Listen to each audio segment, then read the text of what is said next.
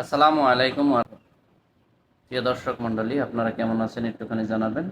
আমি আপনাদের দোয়ায় অনেক ভালো আছি। তো প্রতিদিনের মতো আমি আজকে আপনাদের সামনে একটা ভিডিও আলোচনা করতে আসলাম। হয়তো আপনারা অবশ্যই থাম্বনেল দেখে হয়তো বুঝতেছেন, কিন্তু একটা কথা হলো যে আমরা যে বিষয় নিয়ে আলোচনা করতেছি সেই আলোচনার মেন উদ্দেশ্য হলো আইআরসিটিসি আইডির কিছু ভেদ আছে বা হয়তো মানে পার্থক্য আছে। সেই পার্থক্যগুলো, আইআরসিটিসি আইডি কাকে বলে, মানে আইআরসিটিসি আইডি কি কি প্রকারের হয়, কত প্রকারের হয়ে থাকে। যেমন আইআরসিটিসি আইডির প্রথম ভাগ হলো, এক নম্বর কথা হলো পার্সোনাল আইডি, আর একটা হচ্ছে আপনার অথরাইজড এজেন্ট আইডি। তো এদের মধ্যে কিছু পার্থক্য আছে। যেরকম আপনি যদি হয়তো পার্সোনাল আইডি একটা নিয়ে কাজ করতে থাকেন, তাহলে অবশ্য এখানে আপনার বৈধতা নেই যে আপনি টিকিট নিয়ে সেল করবেন কিংবা অন্যদের কাছে সেল করার মতো আপনার নেই। তবে যাই হোক, সেগুলো আইন মতো দণ্ডনীয় হয়। আর যেগুলো আপনার অথরাইজড আইডি থাকে, সেই অথরাইজড আইডিগুলোর মধ্যে আপনি যত খুশি তত আপনি টিকিট কাটতে পারেন, বা প্রতিনিয়ত আপনি যদি টিকিট কাটেন তত আপনার ভালো আর কি। আর এই আইআরসিটিসি টিকিট, মানে অথরাইজড আইডির থেকে টিকিট কাটলে আপনার হয়তো এই আইডিটা কোথা থেকে পাবেন, কি কথা, মানে এরকম অনেক কিছু প্রশ্ন জাগে মনে।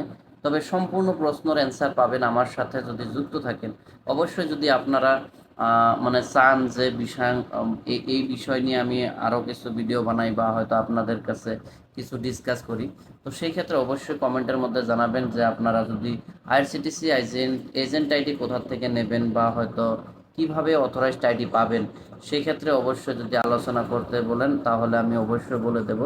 এবং আমি আপনাদেরকে, অনেকগুলো কোম্পানি আছে যেগুলো কোম্পানির মধ্যে থেকে আমি, যেগুলো কোম্পানিতে আমি কাজ করেছি বা হয়তো কাজ করতেছি, আমার ছোট্ট এক্সপিরিয়েন্সটা আপনাদের কাছে শেয়ার করব, ইনশাল্লাহ আপনারা যদি চান। তবে আজকের মেন উদ্দেশ্যটা হলো পার্সোনাল আইডি এবং অথরাইজড আইডির মধ্যে কিছু পার্থক্য। যেরকম আপনি যদি হয়তো পার্সোনাল আইডি নিয়ে কাজ করেন, কাজ করলে কিন্তু আপনার বৈধতা নাই যে আপনি টিকিট একটা দোকানের মধ্যে বসে আপনি দোকান খুলে নিয়ে সেখান থেকে আপনি টিকিট সেল করবেন। কিন্তু যদি আপনি অথরাইজড আইডি নেন, অথরাইজড আইডির থেকে আপনি যত খুশি তত টিকিট বানাতে পারেন এবং বানিয়ে কাস্টমারের কাছে সেল করতে পারেন। তো সেই ক্ষেত্রে অবশ্যই ভালো একটা অ্যামাউন্টের প্রয়োজন হয়, বা হয়তো আপনার কিছু ইনভেস্ট করতে হবে। আইডিটা নেওয়ার জন্য কিছু ইনভেস্ট করে আপনার আইডিটা নেওয়া প্রয়োজন। আর যদি পার্সোনাল আইডি নেন, পার্সোনাল আইডি নিতে কোনো টাকা পয়সার প্রয়োজন হয় না, শুধুমাত্র আপনার ভ্যালিডিটি, মানে সঠিক তথ্যগুলো দিয়ে এবং আধার কার্ড দিয়ে আপনার আইডিটা হয়ে যায়।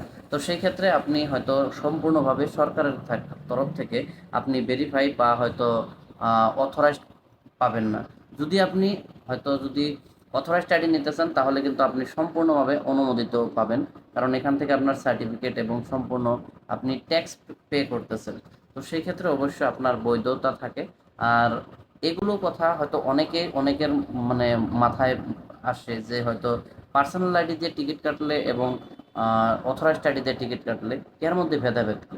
তবে সেই বিষয় নিয়ে যদি বলি, পার্সোনাল আইডির মধ্যে আপনি যদি টিকিট কাটেন, সেই ক্ষেত্রে আপনার টিকিটের মূল্য প্রায় সেম হয়, কিন্তু অথরাইজড আইডিতে টিকিট কাটলে হয়তো কমেও 20-25 টাকা ডিফারেন্স আসে। কারণ আপনার যে অথরাইজড আইডির মধ্যে আপনার যেটা কাস্টমার, মানে এজেন্ট চার্জেস যেটা থাকে, সেই এজেন্ট চার্জেসটা আপনার ওখানে ইনক্লুড হয়ে যায়।